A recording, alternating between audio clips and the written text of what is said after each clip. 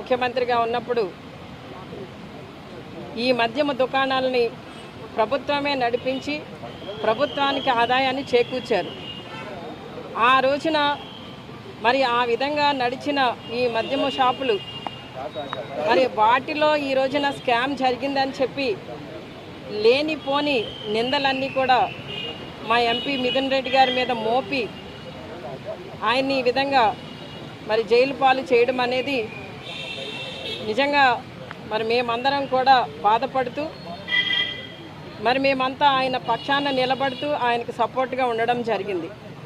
అంటే ఈ రోజున ఎంతసేపు కూడా ఈ కూటమి ప్రభుత్వం డైవర్షన్ పాలిటిక్స్కి తెరలేపుతూ ఈ రోజున మిథున్ రెడ్డి గారి మీద బనాయించిన అక్రమ కేసు కూడా ఒక డ్రామా అని చెప్పి మీకు తెలియజేస్తున్నాను.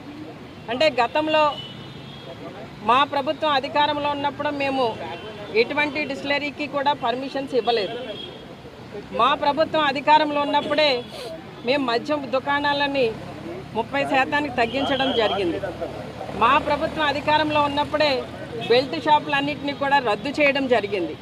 అంటే మేము మద్యాన్ని నియంత్రించడం జరిగింది.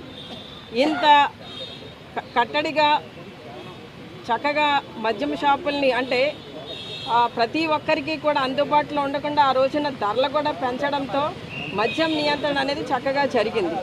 అలాంటి పరిస్థితిలో మధ్యవర్తులు ఎవరూ లేని పరిస్థితిలో మరి ఈ మద్యం దుకాణాల్లో ఏ విధమైన స్కామ్ జరిగిందని మేము మీ ద్వారా ప్రశ్నిస్తున్నాను ప్రభుత్వాన్ని.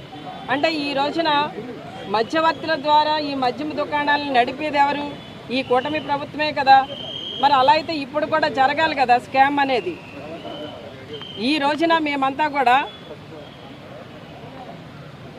ఈ ఏదైతే మిథున్ రెడ్డి గారిని అరెస్ట్ చూపించారో ఆయన మీద అక్రమ కేసులు ఏవైతే బనాయించారో ఇవన్నీ కూడా డైవర్షన్ పాలిటిక్స్కి మాత్రమే తప్ప ఈ రోజున వాళ్ళకి ఇచ్చే హామీలు ఏమీ నెరవేర్చలేని పరిస్థితిలో ఉన్నారు కాబట్టి రోజుకొక డ్రామాకి తెరలేపుతున్నారు. అంతకుమించి ఇక్కడ అక్రమాలు జరిగింది కానీ మిథున్ రెడ్డి గారు ఏదో స్కాములు చేసేసారు అన్నది కానీ ఏదీ లేదు.